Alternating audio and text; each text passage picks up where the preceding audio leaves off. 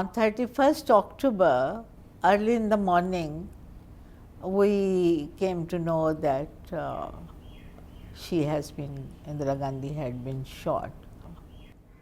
Right from that point, the roughing up, beating, stopping the cars of the Sikhs, dragging them out, taking out petrol from the cars, and dousing the cars with the same petrol, setting them on fire. All this started. But somehow it was so well planned that even the taxi numbers were there with the Reuters. And they burnt only those taxis which belonged to Sikhs.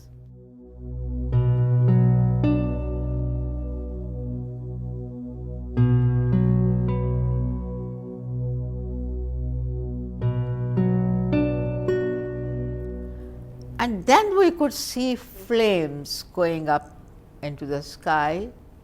And I remember the first big fire in Lahore. तो यहाँ भी हमने छत से देखा, हमने कहा ओहो ये तो साउथ एक्सटेंशन जल रहा है.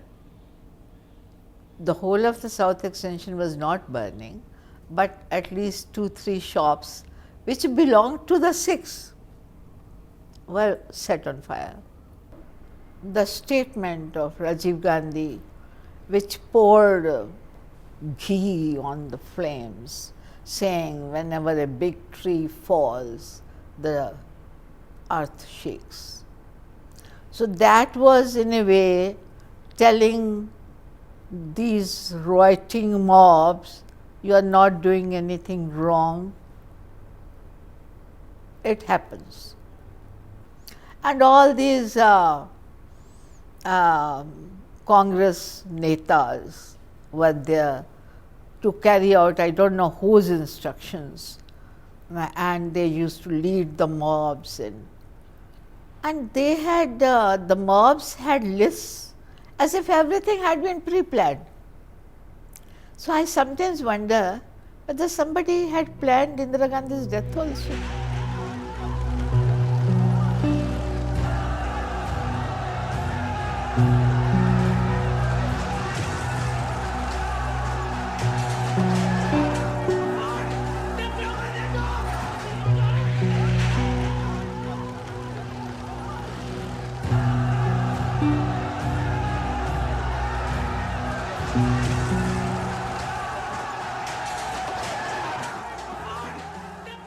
It's very difficult to talk about 84 because it's like opening the wound again and putting a little more salt in it. So I'll try to talk less about it and more about my art which came out of that experience, because we were living just across in Niti Bagh, and the first day all these shouts, smoke, fire, being told that South X is on fire, this place is on fire, there are angry mobs. Then next day driving through those mobs to reach the people who were affected, seeing their pain and their misery and seeing their helplessness. And as we know that, people who were affected were mostly from the lower classes, like carpenters and all that. So it was very difficult. I mean, one was breaking down and crying all the time, and at least trying to do as much with one's body, but the soul was completely shattered and bruised and everything. And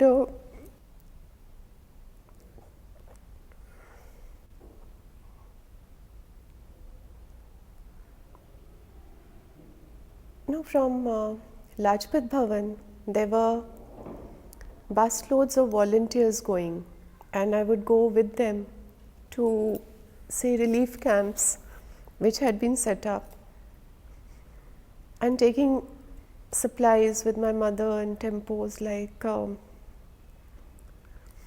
everything that one could take, Dettol, cotton, sugar, it was very cold, blankets, quilts, tea, everything, atta. There were some people in Moti Bagh Gurdwara, there were some in this Bala Sahib Gurdwara, and then Farsh Bazaar, which was across the Yamuna, which was the worst hit.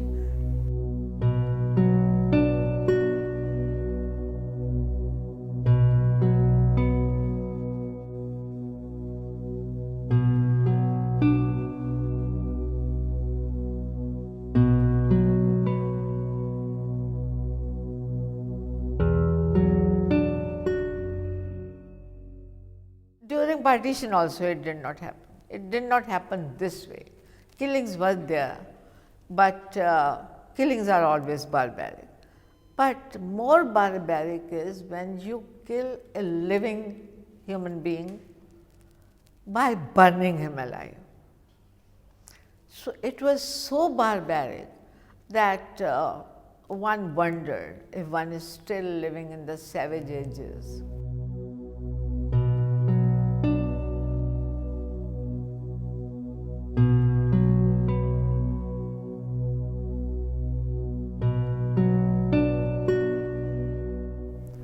So I, of course, painting, there was no question. For a few months I just stopped painting because life overtakes art. And then I did this series called World Goes On, and I had never painted death in my life. So the first painting I did was a heap of corpses, and there's a woman like a mother who's screaming and running away, And I thought, now this is so difficult even for me to paint that I better find an easier symbol. So I thought of doing a drowning figure. Now usually water means life and regeneration, but I needed an image for death, and I thought, okay, let me paint a figure drowning in water and the other people just doing what they do normally, going about their life. Like if an accident happens on the road, we always pass by. And the first painting I did of this series had water, earth and sky.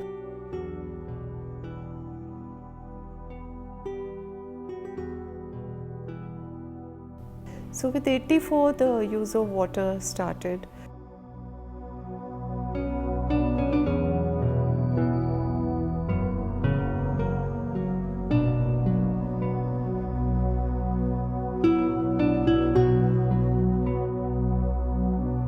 One of the images also, I took a man lying on a bed of arrows, like Bhisham Pitama lay on a bed of arrows.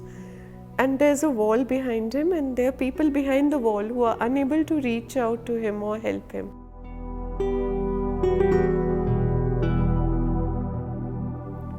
So, it was basically about the tragedy of a few against, the indifference of many.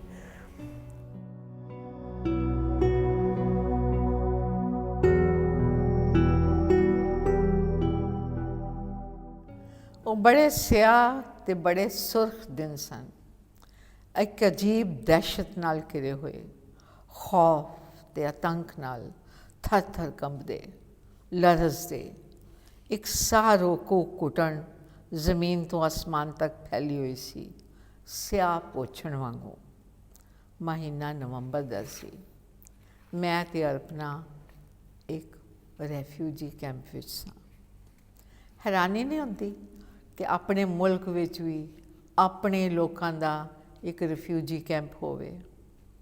ਖੈਰ, ਇੱਕ ਕਮਰੇ ਦੇ ਇੱਕ ਕੋਨੇ ਵਿੱਚ ਇੱਕ ਔਰਤ ਬੈਠੀ ਸੀ ਅਤੇ ਉਹਦੇ ਆਸ-ਪਾਸ 4-5 ਬੱਚੇ ਕਿ 2 ਨਵੰਬਰ ਦੀ ਰਾਤ ਨੂੰ ਉਹਨਾਂ ਦੇ ਮਹੱਲੇ 'ਤੇ ਹਮਲਾ ਹੋਇਆ ਸੀ। ਇਹਦਾ ਵੱਡਾ ਪੁੱਤਰ ਅੰਦਰ ਹੀ ਕਿਤੇ ਟਰੰਕ ਦੇ ਪਿੱਛੇ ਲੁਕਿਆ ਰਿਹਾ। ਇਹ ਬੱਚਿਆਂ ਨੂੰ ਲੈ ਕੇ ਬਾਹਰ ਨੂੰ ਭੱਜੀ। ਗੁਆਂਢੀਆਂ ਨੇ ਇਹਨੂੰ ਧਰੂ ਕੇ ਆਪਣੇ ਦਰਵਾਜ਼ੇ ਦੇ ਅੰਦਰ ਖਿੱਚ ਲਿਆ, ਬੱਚਿਆਂ ਨੂੰ ਵੀ, ਅਤੇ ਲੁਕਾ ਲਿਆ। ਇਹ ਘੜੀ ਬੂਹਾ ਖੋਲ੍ਹ ਕੇ ਬਾਹਰ ਨਿਕਲਣ ਦੀ ਕੋਸ਼ਿਸ਼ ਕਰਦੀ, ਮੇਰਾ ਸੋਹਣ ਕਿੱਥੇ ਵੇ, ਉਹਨੂੰ ਲੈ ਆਵਾਂ। ਇਹ ਅੱਧੀ ਰਾਤੀ ਇੱਥੋਂ ਨਿਕਲੀ ਅਤੇ ਆਪਣੇ ਸੜੇ ਹੋਏ ਘਰ ਵਿੱਚ ਜਾ ਪਹੁੰਚੀ। ਖੋਲ੍ਹੇ ਹੋਏ ਘਰ ਵਿੱਚੋਂ ਅਜੇ ਵੀ ਧੂੰਆਂ ਨਿਕਲ ਰਿਹਾ ਸੀ। ਅੰਦਰ ਵਿਹੜੇ ਵਿੱਚ ਸੋਹਣ ਦੀ ਅੱਧ ਸੜੀ ਲਾਸ਼ ਪਈ ਸੀ। ਇਹਨੇ ਸੋਚਿਆ ਅੱਧੀ ਸੜੀ ਲਾਸ਼ ਤਾਂ ਕੁੱਤੇ ਤਰੂ ਤਰੂ ਕੇ ਖਾਣਗੇ। ਸਾਰੀ ਰਾਤ ਜਿਹੜੀ ਔਰਤ ਖੋਲੇ ਹੋਏ ਘਰ ਦੀਆਂ ਮੁਆਠਾਂ ਪੁੱਟ ਕੇ ਆਪਣੇ ਜਵਾਨ ਪੁੱਤਰ ਦੀ ਅੱਧ ਸੜੀ ਲਾਸ਼ ਫੂਕਣ ਦੀ ਕੋਸ਼ਿਸ਼ ਕਰਦੀ ਰਹੀ ਹੋਵੇ, ਉਹਦੇ ਨਾਲ ਜੋ ਨਾ ਹੋਵੇ ਉਹੀਓ ਥੋੜ੍ਹਾ। ਹੇ ਵਾਹਿਗੁਰੂ ਮਿਹਰ ਕਰ।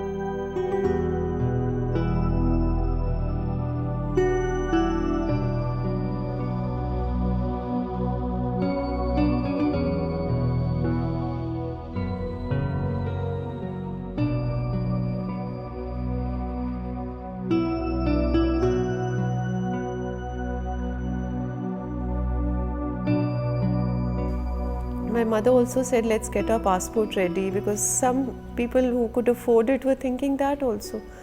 But I told her, I said, I'd rather live and die. This is my country and I love it. So whatever has happened, if anything happens, I want to just be here, whatever negative or positive. And that choice was very deliberate, that no, you're not leaving and going. Some people did leave Delhi. I know of at least few families which migrated to Punjab also. But I love Delhi. I've always loved it for its monuments and its history and all. I would never think of leaving Delhi. I always show the 84 massacre also, to show that, it was a history that should not be forgotten. Because when 400 school children are sitting and seeing your slideshow, or college people who were not born then, they should be aware that, we went through this.